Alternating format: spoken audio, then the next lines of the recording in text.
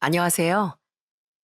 소중한 아들 덕에 새로운 인생을 시작할 수 있었던 김혜정이라고 합니다. 저는 제 아들을 제 인생에 다시 없을 귀인이라고 생각해요. 자식이 태어났다는 거, 그것만으로도 부모는 새로운 행복의 세계를 알게 되지 않습니까? 제게 그런 보물 같은 아들은 효자로 자라며 제게 더 큰 행복을 알려주더라고요. 그리고 그런 아들은 아주 결정적인 순간엔 제 삶이 커다란 수렁으로 빠지지 않도록 구해주기까지 했고요. 그 잊지 못할 사건에 대해 여러분께 이야기를 들려드리고 싶네요. 저와 남편은 3살 차이입니다. 우린 제가 25살 때 결혼했어요. 젊은 시절 전 꽃집을 운영하고 있었고 남편은 대학을 졸업한 후 제약회사의 영업사원으로 일하고 있었는데요. 저와 남편은 우연히 같은 결혼식에 참석하게 됐습니다. 제 고등학교 시절 친구와 남편의 지인이 결혼을 했었거든요. 그때 절 처음 본 남편이 제 친구 남편에게 절 소개시켜 달라고 엄청 졸랐었다고 해요. 제가 막 예쁜 외모는 아니었지만 젊었을 땐 좀 귀염상이라는 말을 들었었는데 남편은 그런 제가 마음에 많이 들었다고 합니다. 사람이 성실하고 착해 보여 전 1년 정도 연애 끝에 남편과 결혼식을 올리게 됐죠. 혜정아, 저기 가게집 가서 막걸리 2병만 사오련? 우리 며느리가 왔는데 시애비랑 막걸리 한 잔 해야지. 아유, 당신은? 아이, 먹고 싶으면 당신이 사오지. 왜 며느라기를 시켜? 아가, 가지 말거라. 내가 다녀오마. 힘들게 서울에서 얘까지 내려왔는데 좀 쉬어. 아이, 당신은 참, 왜 날 나쁜 시애비를 만들어? 혜정이가 막걸리 사오는 동안 난 우리 예쁜 며느리한테 직접 파전 좀 붙여주려고 했는데 애를 안 내보내면 굳이 자기가 하겠다고 내가 아무것도 못하게 할 거 뻔할 거 아니야. 시부모님은 서울에서 3시간 정도 떨어진 시골에서 농사를 지으며 살고 계셨습니다. 두 분은 싹싹한 제가 마음에 든다며 제게 참 잘해주셨어요. 자영업을 하던 덕인지 전 어른들을 대하는 것도 크게 어렵진 않았는데요. 시아버진 넉살 좋던 저와 막걸리 마시는 걸 정말 좋아하셨죠. 옛날 분인데도 며느리를 위해 직접 전도 붙여주려고 하시고 제가 농사일을 도우려고 하면 서울 아가씨가 하기엔 힘든 일이다 하며 말리셨어요. 그리곤 그늘막에 자신의 옷을 펼쳐 우리 혜정인 여기 앉아서 쉬고 있거라. 거기서 응원이나 해주고 있어. 하고 말씀해주던 다정한 분이었습니다. 시어머니 또한 항상 아가 너는 쉬어라. 내 집 살림은 내가 만져야 편하다 하면서 저를 소중하게 대해주신 좋은 분이었고요. 그런 두 분이 좋아서 그 먼 길을 달려 시댁에 자주 찾아가곤 했죠. 가끔 두 분을 놀라게 해드리려 말도 없이 시댁에 내려가기도 했는데 두 분이 보이지 않으면 저는 마을회관에 가셨나 보다 하며 두 분을 모시러 갔습니다. 그런 절 보면 시부모님께선 한바구음을 지으며 그렇게 제 자랑을 하곤 했어요. 아이고, 아이고 어떻게 연락도 없이 왔어? 여기 우리 며느리야. 우리 깍쟁이 딸내미랑은 비교도 안 되게 착하고 살갑다니까. 자네들은 저번에 우리 며느리 봤지? 우리 며느리가 이렇게 시부모를 생각해줘. 다른 집 며느리들은 시댁 오기 싫다고 난리라던데 우리 며느리는 우리 상현이 없이도 이렇게 혼자서 막 찾아와. 감사해요, 형수님. 형수님만 오시면 저희 부모님 어깨가 내려올 줄을 모르신다니까요. 시동생은 시부모님의 농사를 지으며 함께 살고 있었는데요. 자신의 부모님을 잘 챙겨주려 하던 제게 참 고마워했습니다. 시동생은 나중에 결혼한 뒤엔 시댁 근처의 도시로 나가 살게 됐는데 그때 전 시부모님이 걱정되어 전보다 좀 더 자주 찾아갔었어요. 어머님, 아버님, 도련님, 아니지, 서방님 출가하셨다고 외로워서 밥도 안 드시고 있는 거 아니죠? 제가 백숙 좀 끓여드리고 싶어서 왔어요. 두 분 그거 좋아하시잖아요. 어? 아니, 상현이, 혜정이 저번 주에도 오더니 이번 주에 또 왔어? 집사람이 두 분 잘 지내시는지 걱정된다고 막 성하잖아요. 너무 고마운 사람이에요. 동서도 시부모님을 생각해주던 좋은 사람이었습니다. 다만 동선 주말에도 쉬기 힘든 직업을 가지고 있었기에 시간이 좀 더 자유로운 제가 두 분을 더 챙기자고 생각했던 거죠. 물론 제 친정에도 저와 남편은 자식돌이를 다 하고 살았습니다. 하지만 솔직히 전 친정 부모님보다 시부모님이 더 좋을 때도 많았습니다. 친정 부모님은 남아 선호 사상이 강해 남동생을 저보다 훨씬 애지중지 키우셨거든요. 그런데 시부모님은 늘 우리 며느리가 최고다. 우리 자식들보다 네가 더 좋다고 해주시니 오지 말라고 등을 떠미셔도 더 찾아가고 싶은 마음이 들더라고요. 한편 시부모님이 절 예뻐하셨던 건 그렇게 제가 두 분께 잘했던 것도 있었지만 시누이 때문이기도 했습니다. 막내인 시누인 지방에서 간호 전문대를 다니다 제가 결혼한 다음엔 대학을 졸업하고 서울의 한 종합병원에 취직을 했었어요. 그런 시누이를 저와 남편이 데리고 살았죠. 고마워요, 새언니. 실은 사람들이 하도 서울이 팍팍하다 눈 감으면 코 베어가는 데다 막 그래서 혼자 지내긴 좀 무서웠거든요. 고맙긴요. 우린 가족이잖아요. 그건 막둥이 딸을 걱정하는 시부모님을 위해서기도 했지만 남동생만 하나 둔 누나로서 동생처럼 느껴지는 시누이가 걱정되기도 해서였습니다. 전 그런 시누이가 시집가기 전까지 일을 하며 밥도 해주고 빨래도 해주고 엄마 혹은 언니처럼 챙겨줬어요. 시누인 시부모님 말씀처럼 좀 깍쟁이 같은 타입이었는데 귀엽다 생각하며 좀 맞춰주니 절 엄청 잘 따르더라고요. 그런 시누이를 시집 보낼 땐 정말 친동생 시집 보낸다는 마음으로 쫓아다니며 멀리 사시던 시어머니 대신 전부 챙겨줬었죠. 시누이의 혼수 중 이불과 은수저는 제 돈으로 직접 마련해 준 거기도 했고요. 시누인 신혼집으로 떠나가던 날엔 절 끌어안고 정말 많이 울기도 했습니다. 새언니, 정말 고마웠어요. 진짜 보고 싶을 거예요. 무슨 일 있으면 꼭 나한테 연락해요. 아휴, 울지 마요. 같은 서울에 살 건데 앞으로 자주 보면 되죠.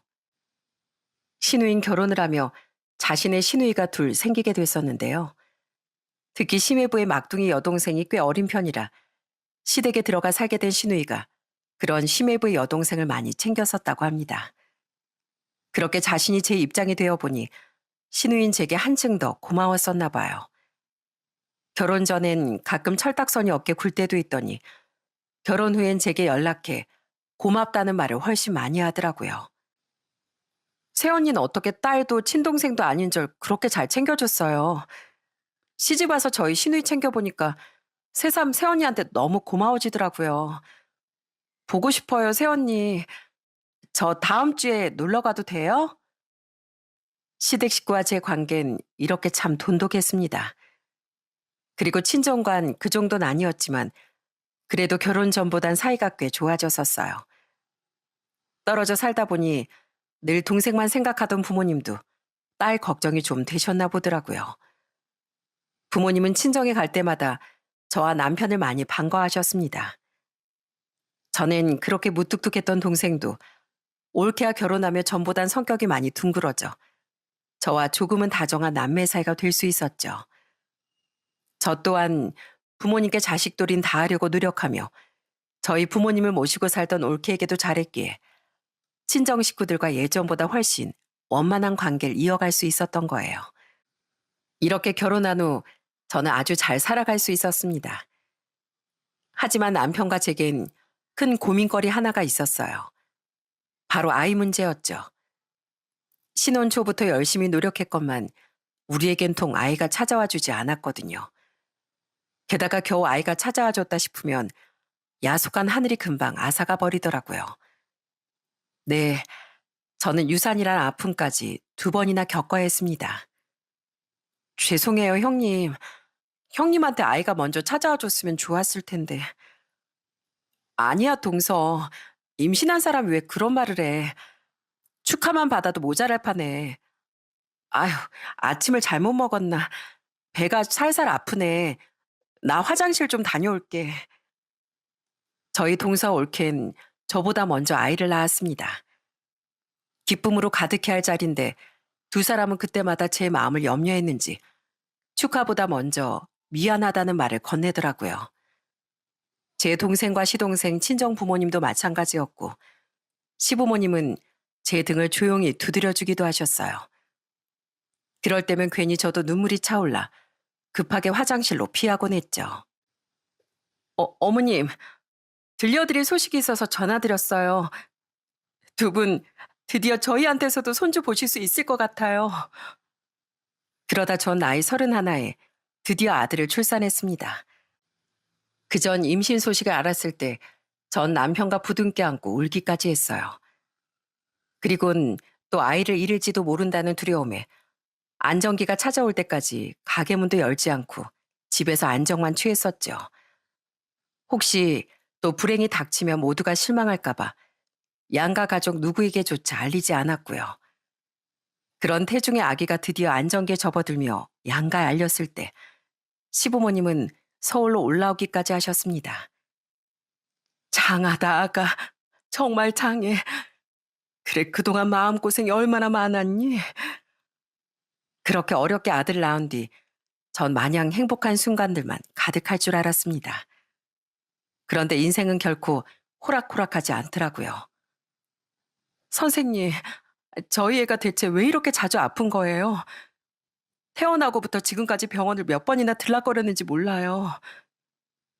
제가 좋은 것들을 물려주지 못해서인지 아들은 태어날 때부터 몸이 유독 허약했어요. 돌도 되기 전 거의 나흘을 열이 떨어지지 않아 입원시켰을 땐 아이에게 큰 후유증이 남을 수도 있다는 무서운 말도 들었죠. 다행히 아들은 무사히 퇴원할 수 있었지만 아들이 잘못되기라도 할까봐 얼마나 울었는지 모릅니다. 아들은 성장하며 환절기 맞았고 감기를 며칠씩 앓았고 여전히 입원도 한 번씩 했었어요. 심지어 장난기도 많아 다치기도 잘 다쳤는데 담벼락에서 뛰어내려 어깨가 부러졌을 땐 정말 기절하는 줄 알았죠. 그렇게 잘 다치고 자주 아프던 아들을 돌보느라 저는 꽃집도 접은 지 오래였습니다. 다행히 남편 벌이가 나쁘지 않을 때라 생계에 문제는 없었지만 차라리 가난하면 노력해서 돈을 모을 수라도 있지. 아들의 건강은 돈을 주고도 살 수 없는 것이었으니 너무 가슴이 아프더라고요. 동선의 애는 그 흔한 감기도 잘 안 걸린다는데 우리 정수는 폐렴이 뭐야, 폐렴이. 학교도 한 달이나 쉬었잖아. 여보, 나 정수한테 너무 미안해. 내가 우리 정수를 너무 약하게 낳아줬나 봐. 나도 애한테 미안한 건 마찬가지야. 그래도 여보, 우리 정수 다른 애들보다 더 밝고 착하잖아. 분명 병도 미안해서 나중엔 우리 정수한테 안 찾아와 줄 거야. 부모가 약해지면 안 돼. 우리 힘내자고. 그런 아들 때문에 우리 마음고생이 정말 많았습니다. 그래도 다행히 아들은 초등학교 고학년이 되며 점점 건강해졌어요. 운동이라도 시키면 애가 좀 튼튼해질까 싶어 저학년 때부터 태권도며 수영이며 이것저것 시켰더니 그 효과가 보이는 것 같기도 했죠. 아니면 어릴 때 하도 병을 앓아 나중엔 오히려 강해진 게 아닐까도 싶었고요. 그런데 아들이 건강해지며 집안 분위기도 편안해지자 그 이후부터 남편이 속을 좀 썩이더라고요. 어머, 세상에. 당신 얼굴에 그게 웬 상처야? 아, 현배 녀석이랑 놀이터 그네에서 누가 더 멀리 뛰어내리나 내기하다가 좀 다쳤어. 뭐? 아, 못 살아 정말. 당신이 애야? 어? 그러게 내가 술 좀 작작 마시랬지? 미안해. 그냥 일이 좀 힘들어서 술로 풀었어. 나쁜 짓을 하거나 큰 실수를 한 건 아니었습니다. 다만 이제 아이도 건강해졌으니 집엔 신경을 덜 써도 되겠다 싶었는지 전보다 음주를 하고 들어오는 횟수가 잦아지더라고요. 직장 동료나 친구들과 말이죠. 술에 많이 취해 넘어지기도 하고 다치기도 했던 남편을 보면 정말 복장이 터지더라고요. 또 한 번씩은 잔뜩 취해서 직장 동료들을 데리고 한밤중에 집에 들이닥치기도 했어요. 여보, 나 술상 좀 봐주라. 자자, 다들 인사해. 우리 천사 같은 마누라야. 여보, 우리 해장술 먹게 시원하게 김치찌개 좀 끓여줘. 당신 이리 좀 와봐. 내가 밤중에 이렇게 들이닥치지 말라고 말했어, 안 했어? 애도 깬다고. 그리고 나도 일 나가야 되는데 내 생각은 전혀 안 해? 그리고 제발 연락이라도 미리 하라고. 나 잠옷 차림이잖아. 아이가 건강해지며 저는 반찬 가게를 차렸었는데요. 다음날 일도 나가야 하는데 사람 잠도 못 자게 대체 왜 이러나 싶더라고요. 다음날 크게 뒤집어 엎긴 했지만 그래도 사람들이 있는 데선 전 남편의 체면을 세워주기 위해 노력했어요. 원하는 대로 안주도 만들어주고 술이 부족하면 술도 사다 주곤 했죠. 그리고 옆에 앉아 하하호호 웃으며 장단을 맞춰주기도 했는데 그건 제가 성인 군자여서가 아니었습니다. 여러분도 들으신 적이 있을 거예요. 제약회사 영업직이 얼마나 고된 일인지요. 그만큼 남편 안에 쌓인 스트레스가 얼마나 큰지 알았기에 가족 때문에 고생하는 남편을 위하는 마음으로 그런 배려를 해줬던 겁니다. 그렇게 평일엔 바쁘게 일하고 술도 자주 마시던 남편은 주말엔 아예 침대나 소파 한 몸이 되어 일어날 줄을 몰랐어요. 아니면 모임이나 약속이 있다며 나가던가요. 여보, 일어나서 애랑 어디라도 나갔다 오자. 사춘기 남자애한테 아빠 역할이 얼마나 중요한데. 아, 나 조금만 더 잘게. 나 너무 힘들어. 당신이 아빠 역할까지 대신 좀 해줘. 엄마, 그냥 우리끼리 나가요. 아버진 쉬시라고 하고요. 아들은 그런 남편보다 자연스레 절 더 많이 따랐습니다. 그래서 전 아들만 데리고 외식을 하러 나가기도 하고 여기저기 놀러도 다녔어요. 또 가끔은 혼자 아들을 데리고 친정이나 시댁에 가기도 했죠. 너무 고마웠던 건 아들이 정말 효자로 자라줬다는 겁니다. 아시죠?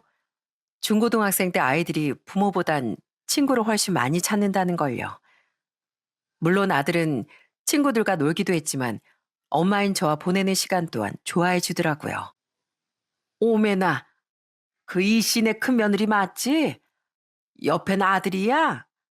아, 네, 안녕하세요. 안녕하세요, 할머니. 그래, 그래. 많이 컸네. 응. 근데 애가 참 착한가 봐. 고등학생은 돼 보이는데 엄마 손을 꼭 잡고 다니네. 아들은 한적한 산책길이나 시댁이 있는 시골길을 걸을 때면 여전히 제 손을 꼭 잡고 걸었습니다. 제가 무릎이 일찌감치 약해졌는데 그런 제가 걱정된다면서요. 동네 어른들은 참 보기 좋은 모자라며 칭찬을 아끼지 않으셨죠. 엄마, 감기 기운 있으세요? 좀 그런 것 같네. 제가 약 사다 드릴게요. 내일은 저랑 같이 병원 가요. 아이, 뭘 같이 가. 넌 학교 가야지. 그리고 집에 감기약 있을 거야. 그것만 좀 찾아다 줄래? 아들은 클수록 정말 딸 같은 아들이 되어가더라고요. 제가 조금 아프기라도 하면 냉큼 달려나가 약을 사오기도 하고 자신이 갈 수 있는 한 병원도 꼭 따라오려고 하더라고요. 또 인터넷에서 봤다며 제게 음식을 해주기도 하는데 그런 아들을 보고 있노라면 가슴이 참 뭉클해졌습니다. 어때요, 엄마? 맛있어요? 그래, 맛있어. 아휴, 우리 아들이 언제 이렇게 커서 엄마를 다 챙겨주나. 맨날 아파서 엄마 애간장을 녹이던 때가 엊그제 같은데. 제가 어릴 때 엄마 마음고생 많이 시켜드렸던 만큼 이젠 제가 엄마 챙길 거예요. 두고 보세요. 말만이라도 고맙다, 우리 효자 아들. 말뿐인 거 아니라니까요. 아버진 갈수록 엄마를 잘 못 챙기시는데 전 그런 아버지한테도 서운해요. 원래 아내는 남편이 최고로 잘 챙겨주는 게 맞는 거잖아요. 그러니까 제가 더 엄마를 챙겨야죠. 갈수록 집을 잘 못 챙기던 자신의 아빠 대신 자기가 저를 더 챙기는 거라던 아들의 말이 정말 고맙고 든든했습니다. 그런 아들은 기특하게도 열심히 공부한 끝에 서울의 대학에 진학을 했어요. 그런데 아들이 대학에 들어간 뒤 언제부턴가 남편이 못 보던 행동을 하기 시작하더라고요. 여보, 당신 살이 좀 찐 것 같은데 옷 새로 몇 벌 사야겠다. 좀 찐 거 맞지? 그러네. 여보, 이번엔 당신 혼자 가지 말고 나도 같이 가. 직접 입어보고 살래. 우리 아울렛 가자, 아울렛. 그런데 적당한 브랜드 옷이 많다며. 당신도 같이 간다고? 그것도 아울렛에 가자고? 그래. 근데 웬일이래? 평소엔 브랜드 같은 건 관심도 없고 귀찮다고 옷도 알아서 사다 달라고 하던 사람이 그냥 나이 들수록 확실히 사람이 옷을 대충 입고 살면 안 되는 것 같더라고. 그리고 정수도 이제 성인 됐는데 부모가 후줄근하게 하고 다니면 자식 욕먹이는 거라고 누가 막 그러더라고. 생전 옷엔 별 관심도 없던 남편은 갑자기 메이크업에 관심을 가지기 시작했어요. 구두도 웬일로 새 걸로 두 켤레나 장만하고 등산복까지 비싼 걸로 새로 사더라고요. 평소 등산을 가끔 하긴 했는데 편한 게 최고라며 남편은 추리닝을 입고 등산을 했었거든요. 별일이다 싶긴 했지만 그렇게 비싼 것들도 아니었고 자기가 번 돈 자기가 쓰겠다는데 뭘 뭐라고 하겠습니까? 또 남편은 갑자기 피부나 외모에도 관심을 가지기 시작하더라고요. 여보, 당신이 쓰는 마스크팩 같은 거 남는 거 있어? 나도 한번 해볼까? 당신이?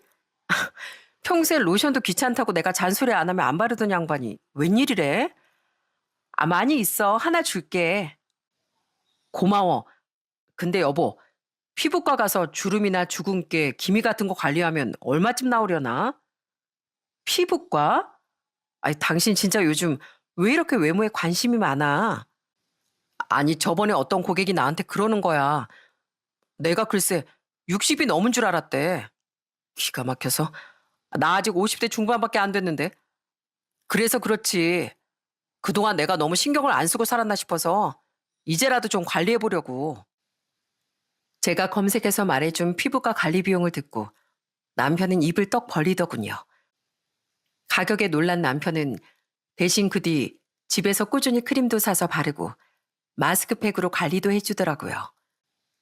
남자 나이가 들수록 여성 호르몬이 많이 나온다더니 이 사람이 그래서 그러나 싶더라고요.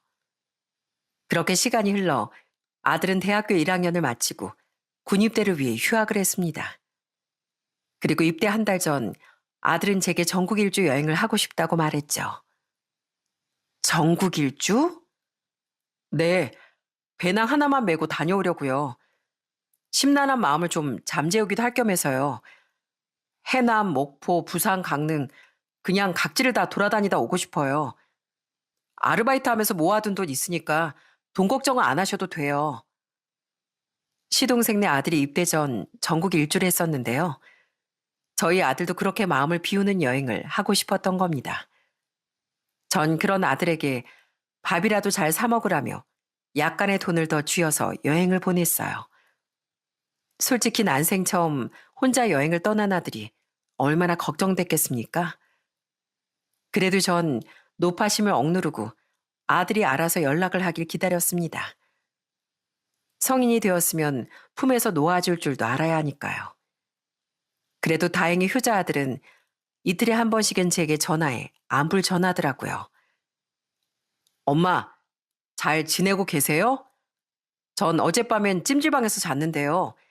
여기 미역국이 엄청 맛있더라고요. 아들 밥 잘 챙겨 먹고 있으니까 걱정하지 마시라고요. 엄마, 여기 어제 비가 내렸는데요. 운 좋게 아침에 무지개를 봤어요. 사진도 보냈는데 전화 끊고 한번 봐보세요. 엄청 예뻐요. 꼭 엄마 같아요. 그런 아들의 시시콜콜한 배려에 저도 마음을 많이 놓을 수 있었습니다. 반면 남편은 아들이 전화가 오든 말든 아무런 관심도 없더라고요. 당신 애가 어디서 잠은 잘 자고 있나, 밥은 먹고 다니나 걱정도 안 돼? 어째통 뭘 물어보질 않어. 다 컸는데 알아서 잘하고 다니겠지 뭐. 사내 녀석인데 뭐가 걱정이야? 당신만 알면 됐지 뭐. 당신이 그렇게 시큰둥하니까 애가 당신한텐 전화도 안 하지. 에휴, 맨날 술만 먹고 다닐 줄 알고. 그래도 내일 출장이라고 오늘 일찍 들어왔네. 저기 당신 집 내가 대충 싸놨는데 한번 확인해봐. 내가 그래도 남편이라서 이렇게 챙겨준다. 예, 예, 마나님. 여부가 있겠사옵니까? 고맙습니다. 그런 남편에게 서운한 지 오래였지만 부부가 다 그렇게 사는 거 아니겠습니까? 장난 반 진담 반인 제 구박에 남편도 허허 웃더라고요. 남편은 영업직 특성상 지방 출장도 자주 다녔습니다. 그리고 아들이 여행 떠난 지 며칠 뒤 남편은 아침 일찌감치 1박 2일 일정의 목포 출장을 떠났어요. 그날 무슨 일이 들이닥칠지 제 인생에 얼마나 커다란 충격이 찾아올지 생각지도 못했던 전 비몽사몽한 얼굴로 남편을 배웅했었죠. 그리고 그날 후 아들에게서 전화가 걸려오더라고요. 일을 하고 있던 전 반가운 마음에 전화를 받았습니다. 그런데 그날 아들은 전화를 걸자마자 다짜고짜 뜬금없는 질문을 하더라고요. 엄마, 혹시 아버지랑 목포 여행 오셨어요? 뭐? 아니, 엄만 서울인데 엄마 지금 일하고 있지. 이상하다. 저 목포에 있는 유명 관광지 쪽에 와 있는데요. 여기 아버지 차가 있어요. 어? 네 아버지 차? 아, 오늘 너희 아빠 목포로 1박 2일 출장 가셨어. 엄청난 우연이네. 네 아버지가 업무차 방문할 병원이나 약국 같은 데가 그 근처에 있나 보다. 한번 전화해봐. 아, 그래요? 어쨌든 알겠어요, 엄마. 일하시는데 죄송해요. 끊을게요. 깜짝 놀랐습니다. 하고 많은 날과 장소 중 하필 아들과 남편의 목적지가 겹치다니 참 신기하더라고요. 아들에게 들어보니 아들은 관광을 하러 간 듯한데 남편은 그 근처에 일을 보러 간 것 같더라고요. 아무리 그래도 그 많은 차들 중 아들의 눈에 남편의 차가 딱 띄었다는 게 너무 신기하더라고요. 저는 남편에게 전화해 보려고 했는데요. 일 중이라 나중에 해봐야지 하다가 그만 깜빡하고 말았습니다. 그런데 그날 저녁 아들이 제게 다시 전화를 걸더라고요. 저, 엄마, 이걸 어떻게 설명해야 될지 모르겠는데요. 문제가 생겼어요. 뭐? 무슨 문제? 그게 아버지가 다른 여자랑 있어요. 뭐? 충격적인 말과 함께 아들은 제 휴대폰으로 사진 몇 장을 전송했습니다. 저는 쿵쾅거리는 심장을 부여잡고 아들이 보낸 사진을 확인했어요. 그 안엔 정말로 남편이 자신과 동년배로 보이는 웬 여자와 다정하게 손을 잡거나 팔짱을 끼고 있는 옆모습, 앞모습들이 찍혀 있더라고요.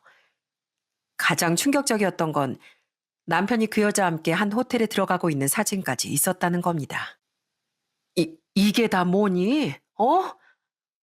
실은요, 아까 아버지가 전화를 안 받으시길래 차 근처에서 기다리면 오시겠지 하고 기다렸었어요. 근데 아버지가 저기 멀리서 사진 속 여자랑 손을 잡고 걸어오는 거예요.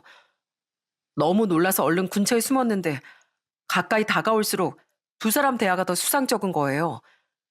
서로 자기야, 예쁘다, 아이 몰라 막 그러는데 그건 누가 봐도 바람 같더라고요. 자기야?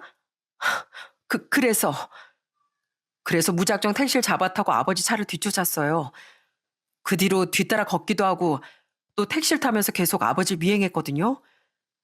아버지 그 여자랑 계속 다정하게 밥도 먹고 카페도 가고 하더니 나중엔 편의점에서 뭘 잔뜩 사서 호텔로 들어가더라고요. 아마 술이랑 안주 들인 것 같았어요. 아버지가 호텔에 들어가고 나서 몇 호실에 들어갔는지 알아내려고 했는데 호텔 직원이 그런 것까진 절대 안 알려주더라고요. 아들은 자신이 지금 그 호텔 앞이라고 말하더군요.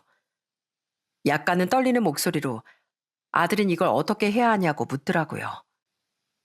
어떻게, 아버지가 어떻게 이럴 수가 있어요. 제가 지켜봤는데 이건 빼도 박도 못할 바람이에요. 엄마가 그동안 아버지한테 얼마나 잘해주셨어요. 아무리 술 먹고 속을 썩여도 다 받아주고 챙겨주고 다 해주셨는데 어떻게 아버지가 엄마한테 이러냐고요. 기다려, 정수야. 엄마가 우선 거기로 갈게. 저도 심장이 내려앉긴 마찬가지였고 울고도 싶더라고요. 하지만 아들과 그렇게 휴대폰을 붙잡고 있다 한들 뭐가 해결될 수 있었겠어요? 저는 당장 가게 문을 닫고 기차역으로 달려갔습니다. 그리고 가장 빠른 KTX 열차를 탄 뒤 목포로 말 그대로 날아갔어요. 정수야, 엄마. 그렇게 눈썹을 휘날리며 남편이 들어갔다는 호텔에 도착하니 어느덧 시간이 12시가 다 되었더군요. 저기요, 이상현이란 사람이 제 남편인데요. 여기 어떤 여자랑 들어갔다고 해서요. 저 진짜 그 사람 아는데 묵고 있는 객실이 어딘지 알 수 없을까요? 죄송합니다만 그건 어려울 것 같습니다. 고객님 개인정보라서요.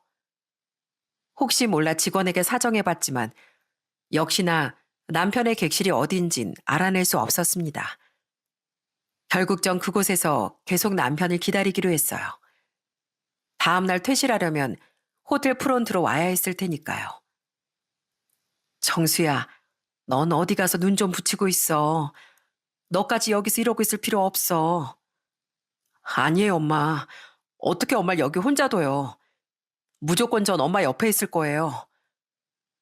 끝까지 제 옆에 있겠다던 아들과 전 그렇게 호텔 프론트 근처에 앉아 밤을 꼬박 새웠습니다. 상황을 대충 눈치챈 건지 호텔 직원들은 우릴 흘끗거리기만 할 뿐 별다른 제재를 하진 않더라고요.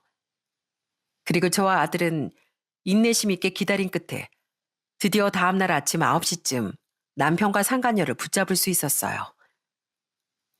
야, 이상현, 이 망할 인간아. 어?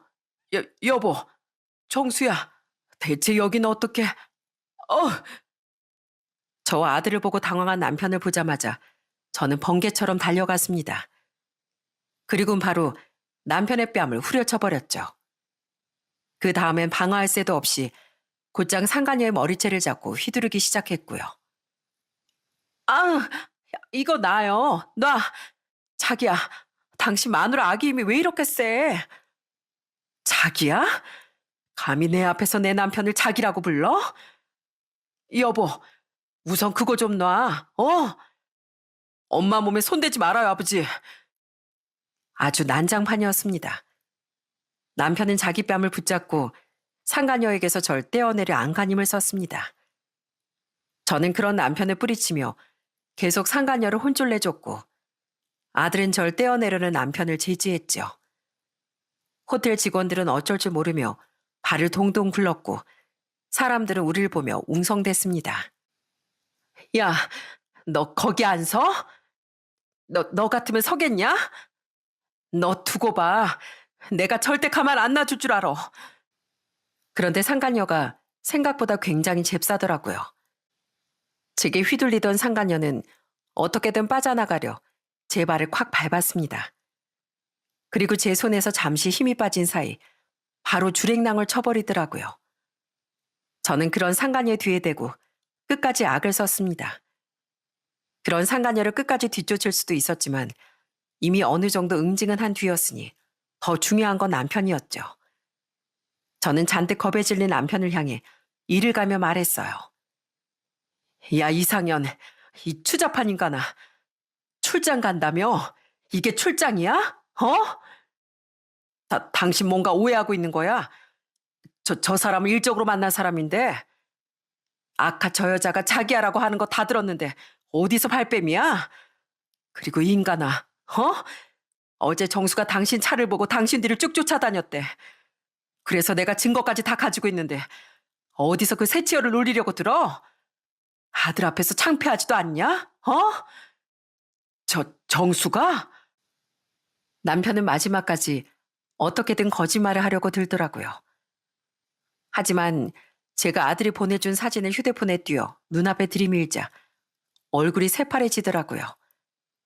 아들은 자신을 쳐다보던 남편을 향해 싸늘하게 말했어요. 네, 어제 제가 다 봤어요.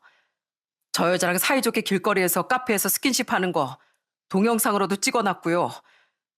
저는요, 아버지가 가끔 엄마를 속상하게 만들긴 해도 그래도 제 아버지니까 아버지를 좋아했어요.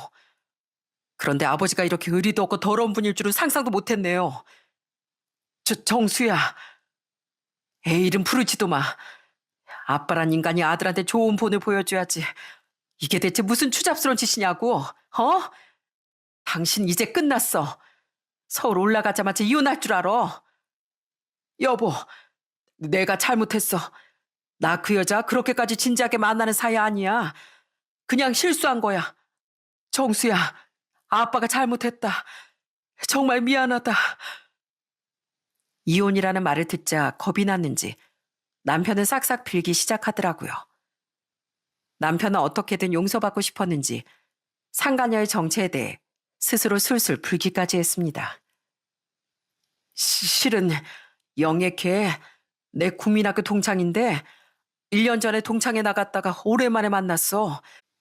근데 걔가 일한다는 마트가 우리 회사에서 그렇게 안 먼 거야. 그래서 그 뒤에 몇 번 만나서 밥도 먹고 술도 먹고 하다 보니까 나쁜 생각이 들어서 그만. 정말 잘못했어. 걔도 가정도 있고 다 큰 자식들도 있어. 우리 그렇게 진지하게 만난 거 아니야. 내 진심엔 당신밖에 없다고 믿어줘. 들어보니 그 상간녀 또한 가정 있는 여자였더라고요. 주부던 그 여잔 자기 친구들과 여행을 간다는 말로 남편을 속이고 여행을 온 거라고 하더라고요. 그런데 상간녀의 정체를 알든 말든 그게 용서하고 무슨 상관이랍니까? 저는 저를 붙잡으려던 남편의 손을 세차게 뿌리쳤어요. 그리고는 제 손을 꼭 잡아주던 아들의 손을 잡고 차갑게 소리쳤죠. 당신 진심에 내가 있든 말든 더 이상 내 알 바 아니야. 차라리 그 여자를 사랑한다고 하지 그랬어. 그랬으면 내가 덜 실망할 수 있었을지도 모르지. 어? 진심도 아닌 여자 때문에 날 배신한 거니까. 나 정수랑 여기서 뜬 눈으로 밤을 새웠어. 그동안 울기도 많이 울었는데 그러는 동안 마음 정리가 다 되더라. 당신은 더 이상 애한테 자랑스러운 아빠로 남을 수도 없고 당연히 나한테 남편으로도 애 아빠로도 못 남아. 난 당신하고 그동안 당신 집에 최선을 다했어. 그래서 지금 이렇게 끝내도 아무런 미련도 후회도 없을 거야. 근데 과연 당신은 그럴까? 여보, 내가 장담하는데 당신은 날 배신했던 일 평생 두고두고 후회하게 될 거야. 그게 날 배신한 대가라고 생각해. 아버지, 전 당연히 엄마 편이고요. 너무 충격을 받아서 앞으로 아버지 전처럼 대할 수는 없을 것 같네요. 아버진 평생 제게 수치스러운 분으로 기억될 겁니다. 남편은 제 말보다 아들의 마지막 말에 더 큰 충격을 받는 것 같더군요. 아들과 전 그런 남편을 내버려 둔 채 함께 서울로 올라왔습니다. 그리고 전 그날 저녁 눈치를 보며 집에 기어들어온 남편에게 미리 싸둔 짐가방을 던져줬어요. 이혼할 때 아파트를 팔아서 재산 분할을 하든 뭘 하든 그건 나중 얘기고 당장 이 집에 당신이 발들일 공간은 없어. 그 안에 내 도장 찍은 이혼 서류도 넣어놨으니까 나중에 법정에서 만나. 여보, 제발, 제발 한 번만 용서해줘. 나 그 여자랑 바로 헤어질게. 그리고 평생 당신 말에 그래 복종하면서 살게. 여기가 내 집인데 나더러 어딜 가라고. 큰오빠가 무슨 염치로 새언니한테 용서를 빌어. 언니가 나가려면 그냥 나가야지 한심한 인간아. 그때 싹싹 빌던 남편에게 금방 침이라도 뱉을 듯 사나운 표정으로 소리를 지른 사람이 있었습니다. 그건 바로 저희 집에 와 있던 신우이였어요. 그날 전 너무 서러워 신우에게 전화해 울며 하소연을 했습니다. 남편과 아들 외에 가장 가깝게 지냈던 가족이 바로 신우이였으니까요. 모든 일을 듣고 경악했던 신우인 바로 저희 집으로 달려와 절 위로해 주더라고요. 자신이 대신 미안하다며 저와 함께 울면서요. 이야, 이주경, 넌 내 동생이야? 정수 엄마 동생이야? 너까지 나한테 이럴 거야? 나 언니 동생이다. 왜? 나 사회초년생 때 밥해주고 빨래해주고 시집까지 다 보내준 사람이 새언니야. 오빠 나한테 뭘 해줬는데? 자기 동생한테도 부모님한테도 그렇게 잘해준 아내를 배신한 인간. 내 눈에 사람으로도 안 보여. 그러니까 당장 나가. 오빤 우리 집안의 망신이야. 망신.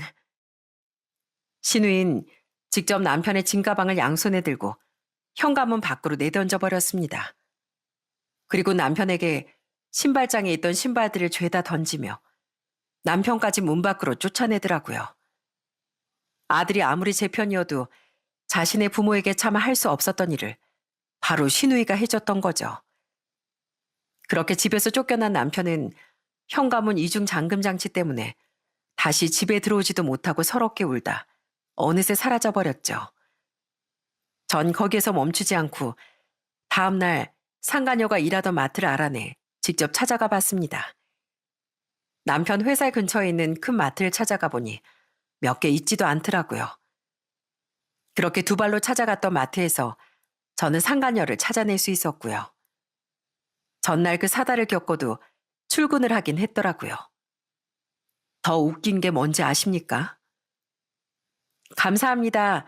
또 오세요, 손님. 손님들에게 생글생글 웃고 있던 상가녀 유니폼엔 친절사원 배지까지 걸려있더라고요. 그런 상가녀는 절 발견하자마자 얼굴빛이 흑빛으로 변했어요. 전 거기서 호텔에서처럼 뒤집어 엎거나 하진 않았습니다. 대신 일하는 상가녀 가까이에 서서 일부러 큰 소리로 계속 비아냥댔죠. 야, 요즘엔 개나 소나 다 친절사원이네. 얼마나 아무한테나 다 친절하면 유부남이랑 바람까지 피우나? 아, 진짜. 난 남편이 바람나서 가게문도 못 열고 이혼할 판인데 누구나 아주 살판 났네. 보통 철판이 아니니까 저런 친절사원 배지까지 달 수 있었던 거지. 뭐야, 영애 씨 유부남이랑 바람났나 봐. 말도 안 돼. 영애 씨처럼 성실하고 바른 사람이? 안 그럼 저 여자가 왜 딱 영애 씨 앞에 버티고 서서 저러고 있겠어. 원래 밖에서 세상 좋아 보이는 사람들이 뒤에선 더하다고 하잖아. 와, 사람 무섭네, 무서워. 가라고요, 좀. 여기 내 일터라고요. 어쩌라고? 남의 남편 건드렸으면 인생 말아먹을 각오는 했어야지. 다른 직원들의 수군대는 소리를 들어보니 상간녀는 마트에서 이미지도 좋고 직원들에게 신뢰도 두터웠던 모양이더라고요. 평소에 그렇게 이미지 관리 철저했던 상간녀는 손을 덜덜 떨며 계산도 제대로 하지 못했습니다. 손님들도 자신을 이상하게 쳐다보고 있었으니까요. 결국 상간녀는 왈칵 눈물을 터뜨리며 어디론가 도망을 가버리더라고요. 남의 가정을 망가뜨렸으면 자신의 가정도 응당 무너져야 하지 않겠습니까? 얼마 뒤 전 뒤를 캐서 상간녀 집도 알아내 우편으로 바람 증거를 모두 보내버렸어요. 그리고 마지막으로 신우이에게 모든 이야기를 들은 시부모님은 서울까지 한달음에 달려오셨고요. 혜미야, 주경이한테 다 들었다. 상현이 그놈이 어떻게 너한테 이럴 수가 있단 말이냐. 당시 80대 초중반이셨던 시부모님의 주름진 얼굴은 온통 눈물로 뒤덮였습니다. 두 분은 이미 남편에게 연락해 남편을 만나고 오는 길이셨더라고요. 시아버진 남편이 한 숙박업소에서 머물고 있다고 말해주셨고요. 그 못난 놈이 자기 인생 다 끝났다고 우는데 너무 한심해서 내가 길바닥에서 단단히 망신을 줬다. 네 입으로 들어가는 쌀알도 아까우니까 앞으로 밥도 먹고 살지 말라고.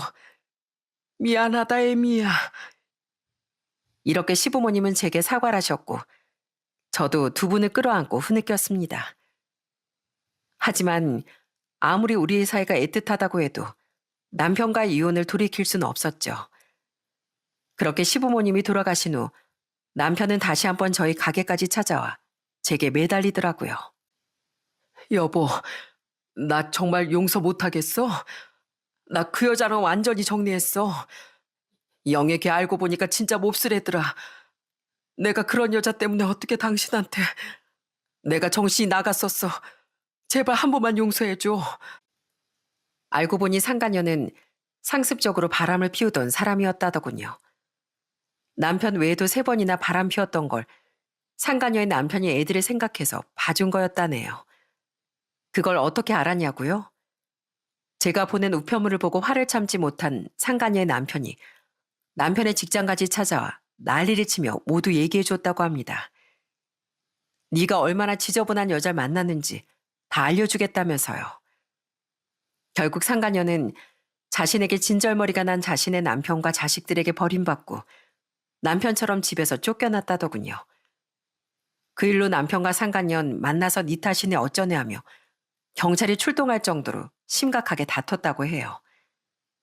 전 그런 남편에게 이렇게 말해줬습니다. 그 경찰, 여기서 또 보고 싶지 않으면 조용히 돌아가. 난 이미 마음 정리 끝났고 당신한테 더 긴 말하기도 싫으니까.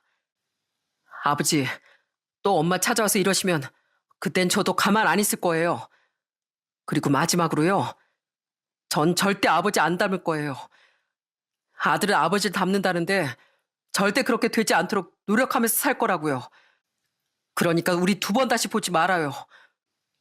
그런 저에 이어 제가 걱정되어 남은 여행 일정을 다 취소하고 가게든 집이든 제 옆에 붙어있던 아들 또한 남편에게 마지막 쐐기를 박더라고요.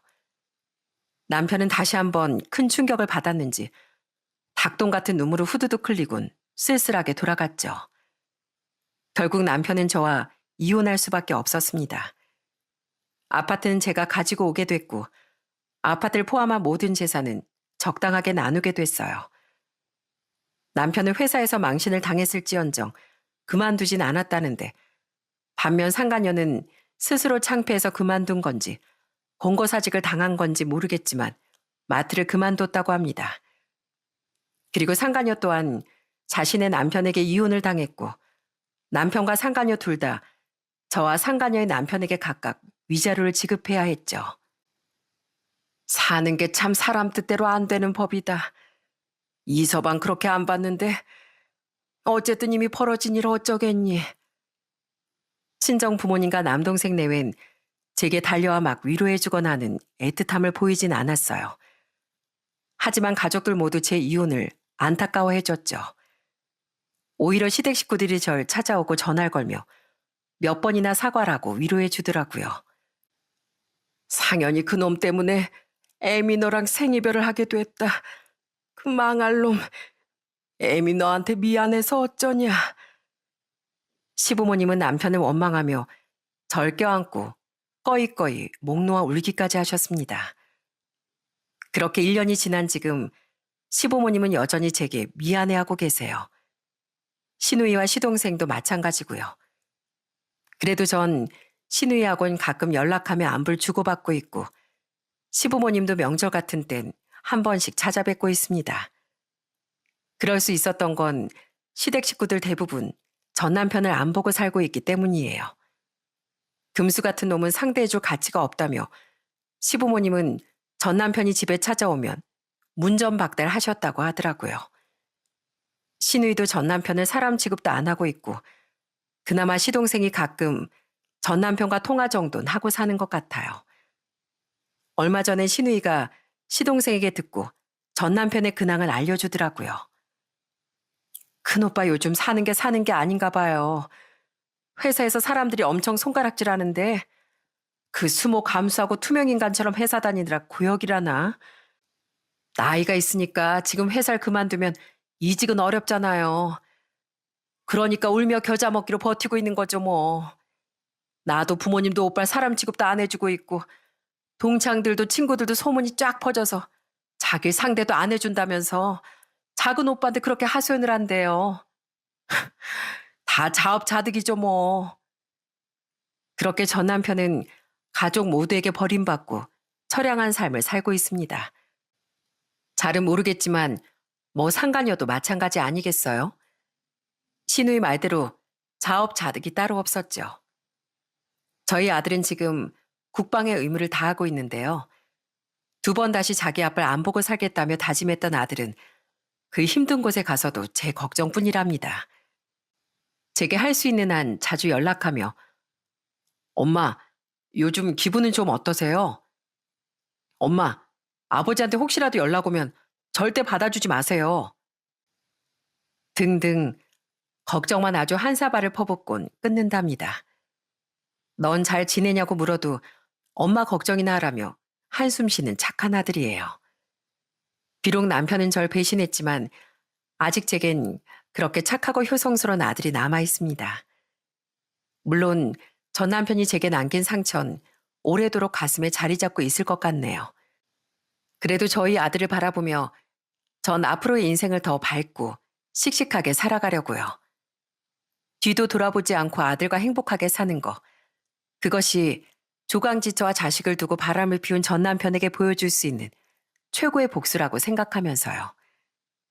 전 평소 반찬 가게에서 일하며 이곳 사연을 자주 듣는데요. 이곳 사연들이나 주변 얘기를 들어보면 바람을 피워서 좋은 꼴을 본 사람은 본 적이 없는 것 같습니다. 제 전 남편과 상간녀만 봐도 그렇잖아요. 만약 난 내 미래를 포기하고 지금 당장의 쾌락만 추구하고 싶다. 내 미래는 아무리 처량해지고 외로워져도 아무 상관없다. 하는 사람이 과연 세상에 몇이나 될까요? 만약 자신이 세상에 그렇게 몇 안 되는 부류의 사람이 아니라면 제발 누구든 자기 자신을 위해서라도 바람이 얼마나 잘못된 행동인지에 대한 경각심을 가지고 살았으면 좋겠습니다. 순간의 쾌락은 짧지만 가족이 주는 행복은 끝이 없으니 과연 무엇이 자신의 행복을 위한 선택인지 제 전 남편과 같은 이들이 잘 고민해 보았으면 하네요. 그럼 전 이만 여기서 사연을 마치겠습니다. 마지막으로 작은 부탁이 있는데요. 저희 아들이 다친 것 없이 건강하게 마지막까지 군복무를 잘 마칠 수 있길 바라주시면 정말 감사하겠습니다. 저 또한 모든 군인들이 제 자식이란 마음으로 모든 아들들의 무사한 군 생활을 응원하도록 하겠습니다. 제 이야기 끝까지 들어주셔서 감사드립니다.